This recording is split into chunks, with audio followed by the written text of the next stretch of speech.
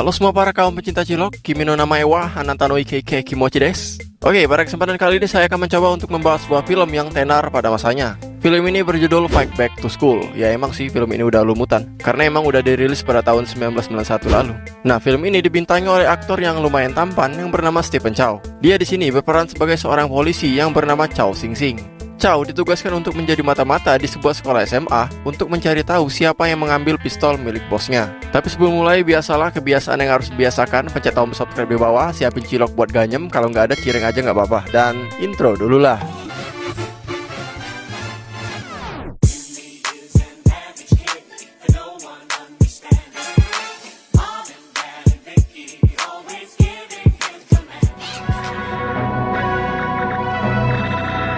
Film ini dimulai dari Chow Sing Sing yang akan menggerebek sebuah tempat kosong, yang dimana ada seorang wanita yang disandra di sana.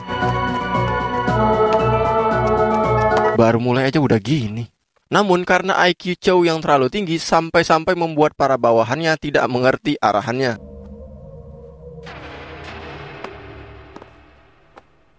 Dan karena itu Chow harus menghadapi semua penjahat itu sendirian di sana. Tak lama kemudian, tinggal satu orang penjahat saja di sana. Dan karena Chow memiliki IQ yang tinggi, dia mengganjal senjatanya seakan-akan dia masih berada di pintu itu. Kemudian pada saat pria itu sudah dikalahkan, ternyata ini semua hanyalah latihan. Parah, gue juga ketipu waktu nonton pertama kali. Nah, ternyata itu adalah latihan untuk kenaikan pangkat Chow Sing Sing dari inspektur menjadi komisaris. Tapi karena gagal, Chow langsung dicap tidak jadi naik pangkat. Singkat cerita, karena Chow gagal untuk kenaikan pangkat, dia ternyata ditugaskan untuk memata-matai sekolah SMA untuk menyelidiki kasus hilangnya pistol milik bosnya. Ya walaupun Chow sebenarnya nggak mau sih.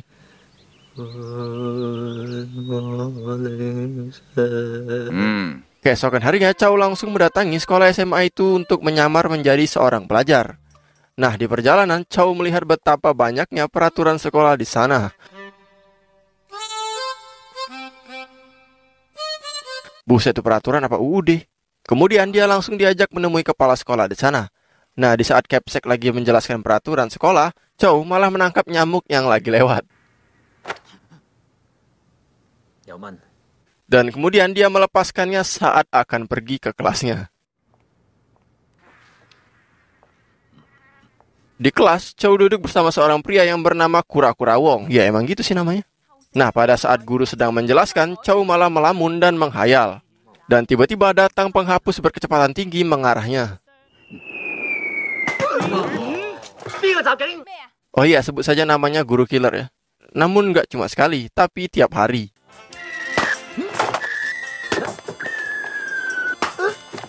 Sampai-sampai dia nggak pernah bisa menjawab soal yang ada di papan tulis.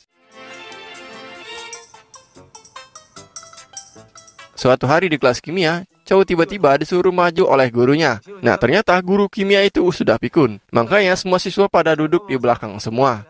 Namun karena tertawa Wong terlalu semangat, dia juga disuruh maju oleh guru. Dan tak lama kemudian, karena guru itu pikun, dia lupa telah memasukkan bahan yang mudah meledak ke dalam campuran itu. Dan kemudian...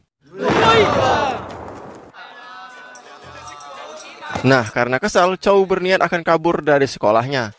Dan saat memanjat, Chow disuruh turun oleh seorang pria yang bernama Tat. Kemudian saat Chow akan kabur dari situ, dia dihadang oleh para guru dan Capsek. Tapi pada saat guru terakhir, ternyata Chow menyukainya. Guru itu bernama Ho. Dan kemudian Chow berpura-pura sakit agar bisa dekat dengan guru Ho. Tapi akhirnya guru Ho tahu kalau Chow sedang berpura-pura.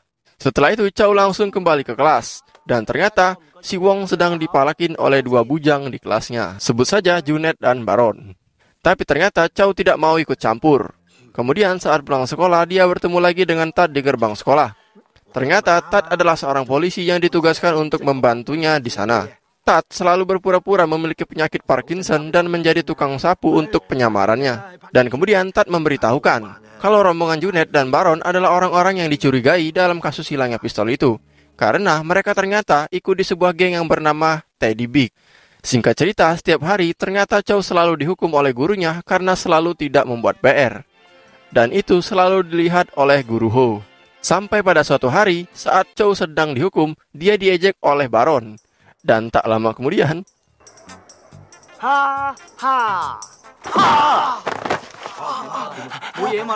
tapi karena itu, Chow malah dihukum di tengah lapangan. Parah, sungguh muridnya sangat barbar sekali. Nah, keesokan harinya, karena Chow takut tidak membuat PR lagi, dia sampai membayar orang lain untuk bisa mengerjakan PR-nya di sekolah.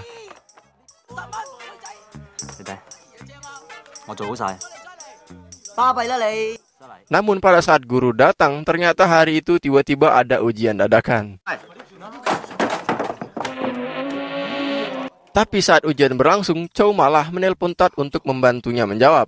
Dan ternyata Tat juga tidak tahu. Dan setelah itu, Tat malah menelpon bosnya yang di kantor. Anjir lah, parah, ini film apaan sih?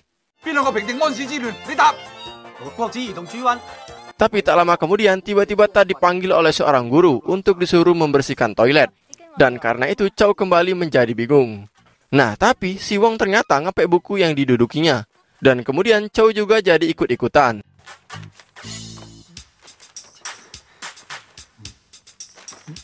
Anjir lah, perasaan gak gitu-gitu amat ya.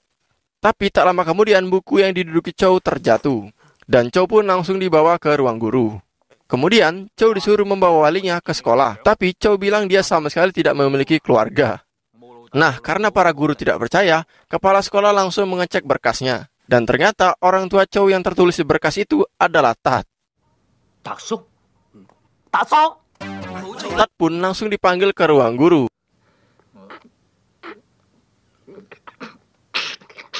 Dan Tat juga diberitahukan kalau Chow telah mengepek di saat ujian. Nah, karena Tat adalah bawahan Chow, dia hanya bisa mengiyakan saja. Namun karena Chow takut ketahuan, Chow memperbolehkan Tat untuk memukulnya. Tapi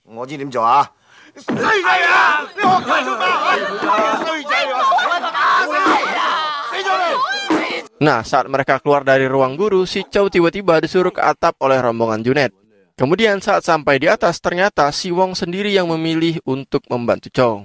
Dan tak lama kemudian,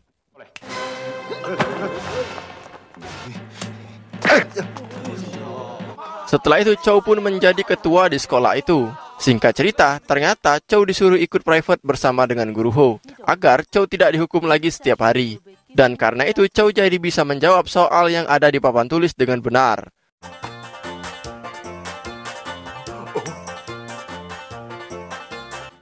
Tapi bukan itu saja, Chow sekarang selalu mengelak dan menepi setiap penghapus yang dilempar. Nah, pada suatu hari, Bu Guru Ho mengajak semua siswa di kelasnya untuk pergi piknik. Dan di sini Guru Ho memberitahukan kalau pacarnya adalah seorang polisi. Namun Ho bilang kalau dia membenci polisi. Nah, di sini kita juga diperlihatkan kalau ternyata si Culun Wong juga memiliki otak yang membagongkan. Nah, setelah pulang dari sana, Chow ternyata disuruh oleh Guru Ho untuk mengajari Wong juga. Singkat cerita, ternyata si Junet mengadu kepada gengnya yang bernama Teddy Big. Tapi di saat mereka akan berkelahi, ada seorang polisi di sana. Dan ternyata itu adalah pacarnya Guru Ho. Sebut saja Yanto. Ternyata Yanto datang untuk mengajak Ho makan malam. Nah, saat makan, Yanto bilang kepada Ho kalau dia tidak suka dengan Chow. Karena Chow telah membuat sebuah geng di sekolah yang bernama Geng Sing Sing. Nama geng macam apa ini, jir. Dan setelah makan, Ho masih tetap datang ke rumah Chow untuk mengajarinya. Dan ternyata Chow sedang mempersiapkan kejutan untuk Ho di kamarnya. Nah, saat Ho sedang masuk ke kamar, si Tat malah memberikan sebuah balon halus untuk digunakan. Tapi si Chow malah membuangnya. Dan di saat Tat pergi, dia ternyata ditangkap oleh geng Teddy Big untuk disandra. Tapi scene kemudian berganti ke Ho. Ho sudah melihat dan membaca isi kertas yang ada di bunga itu. Sedangkan Chow, dia lagi bingung untuk mengambil balon halus tadi. Dan kemudian saat Chow mengambilnya, tiba-tiba Ho keluar dari kamarnya.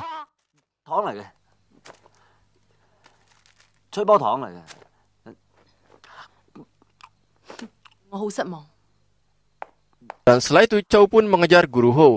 Tapi di jalan dia bertemu dengan Tat. Dan kemudian Chow pun langsung menolongnya.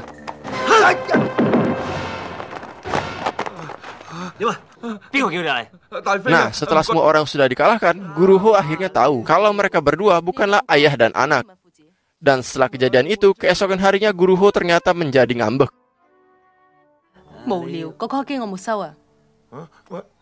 Singkat cerita, saat pulang, mereka ternyata diserang oleh geng Teddy Big.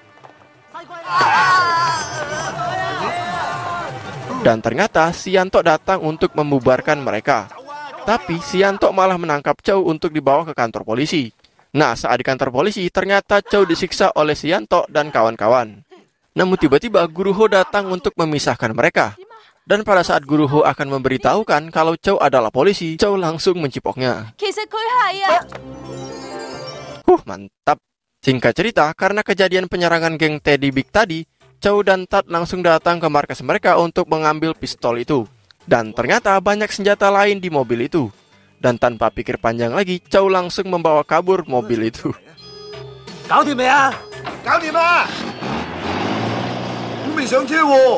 Nah, pada saat sampai ke kantornya, Chow berniat memberikan pistol itu dan memberikan semua senjata-senjata tadi. Tapi saat dicek, ternyata si Tat belum masuk ke dalam mobil itu. Dan tanpa pikir panjang lagi, Chow langsung balik lagi menemui mereka. Tapi Chow sudah merencanakan untuk meledakkan mobil itu bersama dengan senjata-senjatanya.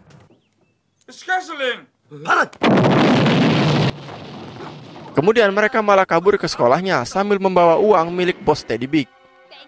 Dan ternyata di sekolah ada banyak murid dan guru yang akan bermain di sebuah labirin. Dan karena itu para siswa pun disandra untuk menyerahkan uang itu. Singkat cerita, Junet dan Wong kemudian membantu Chow untuk melawan mereka. Dan setelah itu, Chow pun berhasil membunuh orang-orang yang menjaga para sandra. Tapi ternyata Teddy Big malah mensandra Guru Ho. Namun setelah Chow menyerah, Teddy Big langsung melepaskan Guru Ho. Dan tiba-tiba datang Tat yang akan membakar uang itu. Dan bodohnya, si Tat malah tidak punya korek untuk membakarnya. Kemudian ternyata bos Chow datang untuk membantu mereka dan berhasil mengalahkan mereka.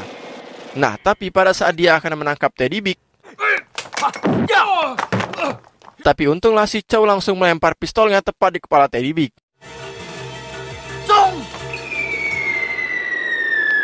Anjir, ratu pistol malah dilempar dong. Dan setelah itu Chow akan langsung pergi dari sana karena sudah menyelesaikan kasus pistol itu. Nah, di saat Chow akan pergi, tiba-tiba dan film pun berakhir. Oke, jadi pesan dari film ini adalah jadilah orang yang cerdas, sehingga kalau sewaktu-waktu balik lagi ke sekolah kayak si Chow, kalian akan tetap bisa menjawab soal-soal yang ada di sekolah. Ini pesan apa sih? Ya udahlah, pokoknya gitu. Oke, thanks for watching. Jangan lupa like dan pencet tombol subscribe di bawah, dan salam Kang Cilor.